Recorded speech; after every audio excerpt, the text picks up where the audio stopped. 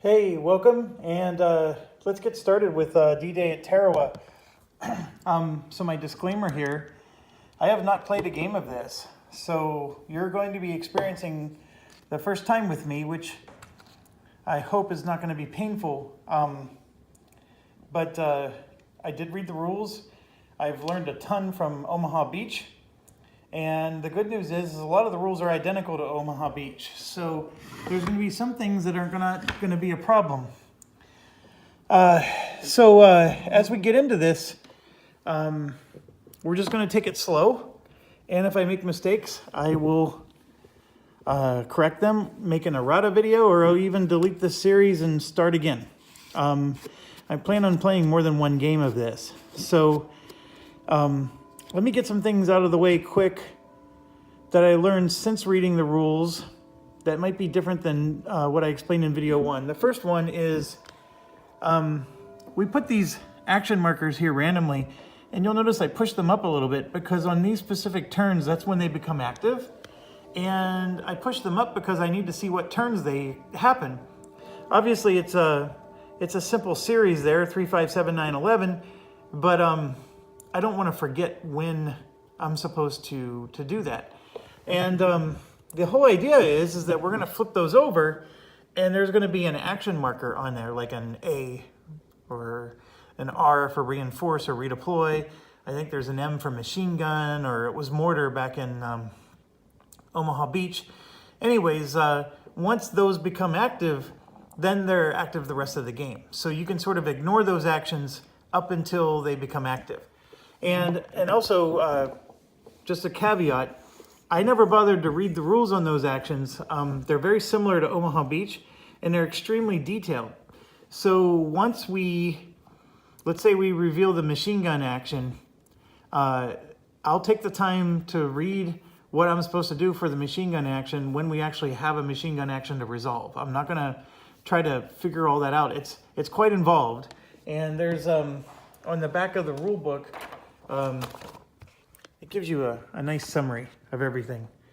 Okay, so a couple of things. The first one is I learned that these LVTs obviously they have 2 steps on them, and we're allowed to use as many as we want on a given turn. However, they take damage from drawing cards, and I'll explain that in a second. And when they take damage, they never get repaired. So you have to be careful. And then the other thing is that a 4-step unit like this consumes an entire LVT by itself, or you can have 2 2-step units like this in 1 LVT. So if you want to minimize the number of LVTs you're sending out because you're trying to minimize the amount of damage you're going to receive, then you would bundle them in this kind of format. I think I had it originally set up like this, which I could do, but this would require 2 LVTs, one for the 4-pip infantry and then one for the 2-pip engineer, and then I would actually be sending out 4 LVTs in this situation. By doing this, I'm sending out 3 LVTs. Which one's right, which one's wrong? I have no clue. I'm assuming less LVTs is better because then they last longer, but I have no clue. The next thing that's worth pointing out is that FT here stands for flamethrower. And these engineers are really good. Well, they're not really good. They help you with close combat, so they might be beneficial for that. These ones that have SP are support engineers, and if you can somehow keep them alive until turn 11, they give you these tokens, which are called US support tokens. And then they're like Pez dispenser candy. You can use them for all kinds of stuff, free actions, and then you can also use them to turn specific spots into garrisons, which are always nice because another element of this game is communication. And by putting a garrison somewhere, for example, if there was a garrison here, ignore the fact that there's Japanese units right next to it, and that's actually impossible to do in this situation. But let's say there was a garrison there. It's impossible for a Japanese unit to ever take that over unless somehow it had an ability to have fire on that spot. And so garrisons are just a nice way to secure areas so you don't have to keep going back and defending them. because this game is like whack-a-mole. You clear a spot and then a Japanese unit just magically appears there again on the next turn. And so you have to, the garrisons like clog up the hole so the Gophers don't pop their head out anymore. The next thing that's very, very important is they give you a nice little chart here. There's a beach, there's clear land, and there's airstrip. And it just, first of all, the airstrip is real easy to see, right? It's this whiter color. And the thing that the rules are not clear on for me, and if anybody's watching, please comment for me and help me out. I'm assuming that this spot here that has just a tiny bit of airstrip and it's mostly clear, that whole thing is, that whole hex is considered an airstrip. So even this one here that has just a tiny fraction of airstrip going through its hex, I'm assuming that's an airstrip hex. It would be really nice to know what exactly airstrip versus normal is in that situation. Now, with that being said, I don't think there's that many rules around airstrips, so I don't know if it's that big of a deal. The thing that is a big deal is knowing what a beach hex is versus a normal hex, and the rules were clear on that one. A beach hex is any hex that has a partial amount of water in it. So this is a beach hex, that's a beach, that's a beach. And you might be saying, well, that's no duh. I mean, it's just anything that's along the shore. Yes, but like even, you know, situations like here where there's just a tiny fraction of water, that's considered a beach hex. And it's very important because beach hexes are not allowed to be used for communication. So these Japanese units, for example, have to be able to trace a path to 2 other Japanese units in order to be in communication.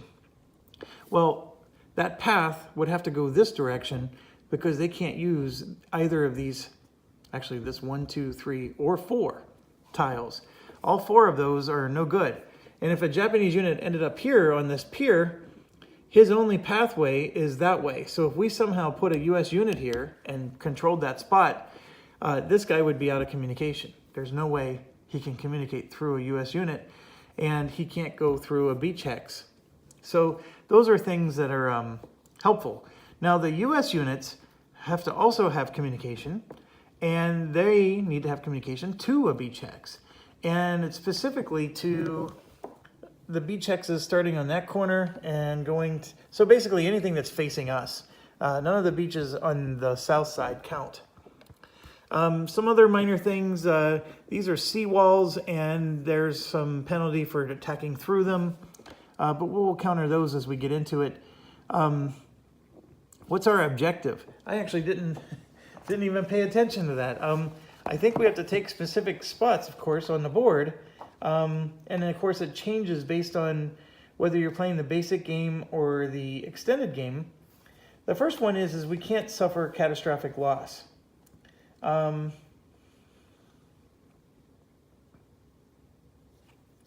So at the conclusion of turn 10, if we win, if 10 or more Japanese position hexes are secured by our forces, and they're considered secure if they're occupied by a U.S. unit or garrison.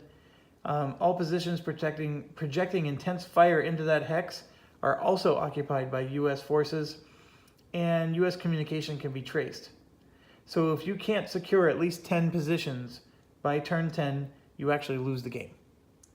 Then for the extended game, you know, things change, and then of course the victory conditions change along with that. And then you would need to, at turn 15, there's a victory check. You have to have 15 positions, and you would lose if you have less than 15 positions. And then at turn 30, it says you win if you've secured all positions in 3 island zones, one of which must be zone A or F, plus at least 8 positions in other zones.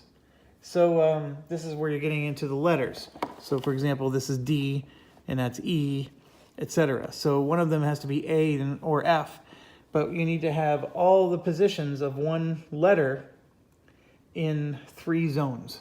So Now there's a lot of information around that, and we can get into that as we go.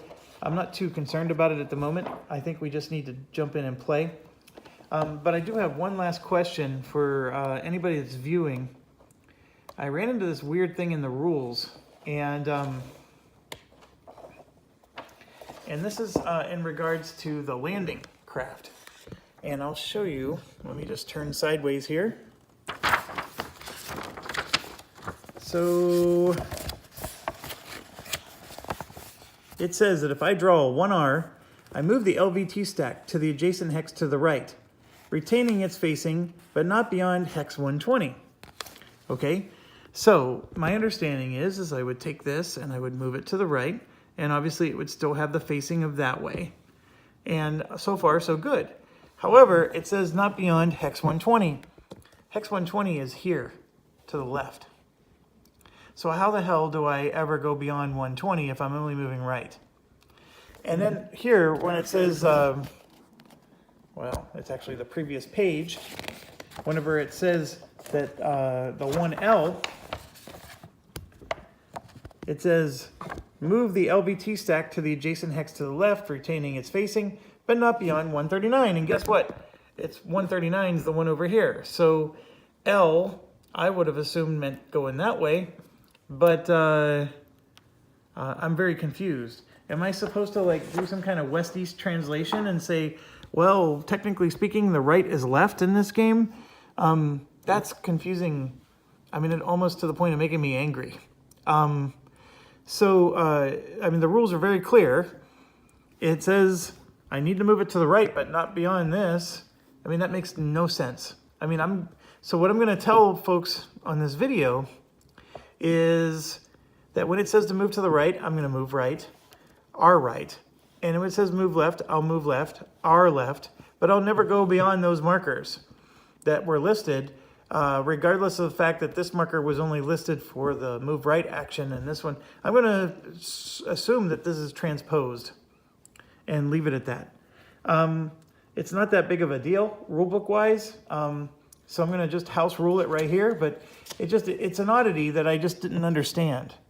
And the other thing is somebody pointed out to me that there's a fire zone wrong on my game board, and I forgot to go look that up before I hit record. So I got to go do that too at some point. But let's go ahead and get started.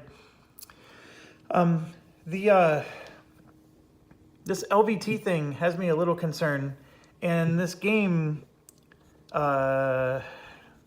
compared to Omaha Beach, seems like it has a lot more luck involved. I'm not sure I'm going to like it as much for that reason. But I do think it's got some pretty cool things added to it, and I'm curious to see how that plays out. So let's see how it goes. One last thing for those of you who don't have Omaha Beach or haven't played it or watched the videos on it, the stacking limit is 2. So there's just some basic rules that haven't changed. You have a stacking limit of 2.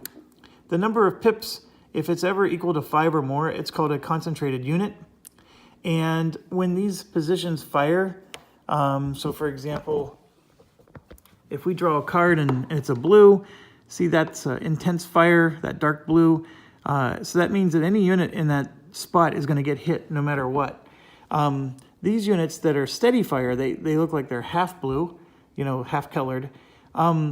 Those ones, they only get hit if, here I already drew a card for setup. So here, purple, blue, and green would fire, and if you have the half color, they would only hit the diamonds. And you can see that our units have circles or diamonds or triangles. Triangles here somewhere. Just covered up. There we go. There's one right there. Okay, so they in the case of that blue we were talking about, if this guy were here, he would not get hit because we would hit a blue triangle or blue diamond, and this guy is a circle in that.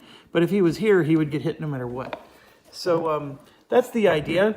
And just understand that you can't, you can always stack more than 2, but if you end your action turn with more than 2 stacked, you're going to have a unit completely eliminated.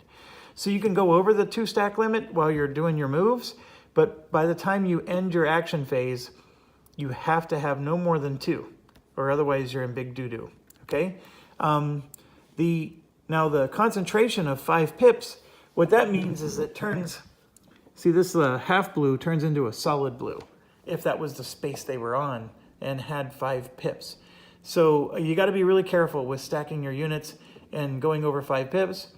Units like the heroes, these garrisons, which will come out much later in the game, and then there's headquarters as well.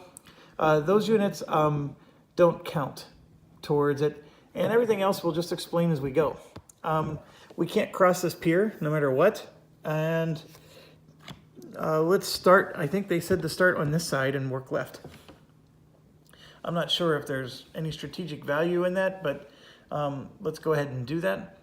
So we're going to start with this guy here, and I'm going to basically, I have to make a decision. I'm going to put an LVT on him.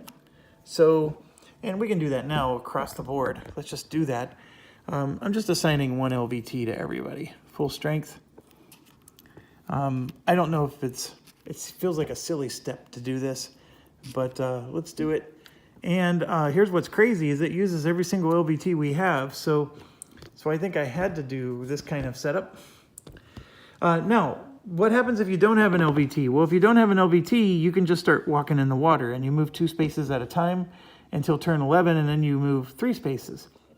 So walking in the water will take many, many turns to get to wherever you need to go, but you can do that. Now, the direction they're going to go is the arrow, and these ones here, when it's pointing this way, you just go along the spine. So I think you would go, I think it's right, left, or left, right. It doesn't matter. It's just going to go straight up the spine here. And I think you go left first. Most people do. Okay, so